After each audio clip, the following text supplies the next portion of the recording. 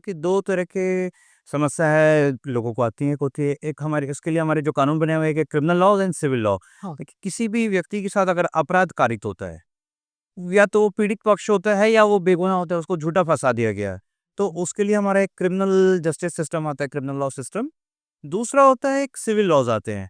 तो देखिए, जो क्रिमिनल लॉ होता है वो सज़ा दिलाने के लिए होता है, और आप और दूसरा सिविल लॉज़ होते हैं जहाँ आपके अधिकारों की लड़ाई होती है। सिविल राइट्स जो होते हैं ना, उसका अगर कोई हनन कर लेता है आपकी प्रॉपर्टी पे, कोई बेवजह कब्ज़ा कर रहा है, बिल्डर ने कुछ आपको, या बैंक, इस तरह के मैटर्स जो रहते हैं वो सिविल के अंदर आते हैं।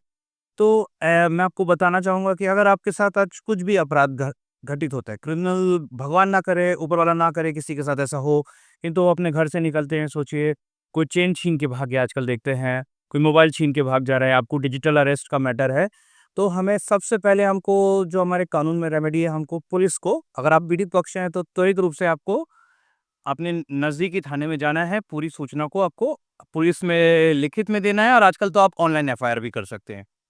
और आपको उसके बाद भी लगता है कि 5-7 दिन हो गए भई, अभी पुलिस भी कुछ कार्रवाई नहीं कर रही है, तो उसके लिए भी आगे का रेमेडी दिया हुआ है कि हम सुपरिटेंडेंट ऑफ पुलिस को, उसको एस्केलेट किया जाता है मैटर, उसके लिए रेलेवेंट सेक्शन है। अगर पुलिस एफआईआर रजिस्टर कर लेती है तो ठीक है, नहीं तो फिर हम एसपी साहब के माध्यम से उसको आगे बढ़ाते हैं। और उसके बाद भी अगर दर्ज नहीं हो रहा है अपराध, तो हम मजिस्ट्रेट के यहाँ जाके मजिस्ट्रेट साहब के संज्ञान में ला सकते हैं, तो मजिस्ट्रेट साहब भी अपराध दर्ज कर लेते हैं। और दूसरा तरीका ऐसा होता है कि हम डायरेक्ट हम लोग कोर्ट में, जो हमारे कानून में, बीएनएसएस में और पुराने सीआरपीसी में भी प्रोविजन था कि डायरेक्ट कोर्ट में भी हम क्रिमिनल कंप्लेंट फाइल कर लेते हैं। लेकिन यहाँ पे मैं आपको बताऊँगा कि भारत का संविधान, जो देश का सबसे बड़ा कानून है भारत का, उसको बोलते हैं भारत का संविधान, कॉन्स्टिट्यूशन ऑफ इंडिया। तो एक आपने देखा होगा, कानून की नज़रों में दोनों बराबर है, अपराधी भी और पीड़ित भी।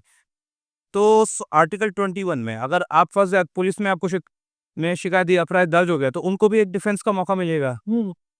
तो वो भी फिर जब एफआईआर रजिस्टर होती है, तो मुकदमा सामने वाला, इसमें क्या होता है कि जमानत के लिए जो आरोपी है, वो जमानत के लिए पहले प्रयास करता है। चार्जशीट दाखिल होती है। चार्जशीट कुछ नहीं होता है, एक सोचिए बंच ऑफ डॉक्यूमेंट है, पूरी इन्वेस्टिगेशंस का, सारे जितने गवाह हम गए एक लिस्ट आती है कोर्ट में, फिर चार्ज फ्रेम होता है, और सामने वाला फिर अपना डिफेंस स्टार्ट करता है।